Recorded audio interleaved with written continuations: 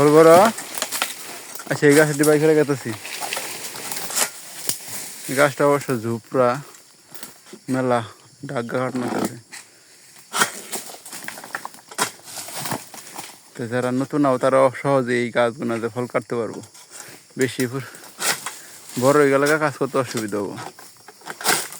পাতা মা ট্রেনিং দিলাম তারপর সে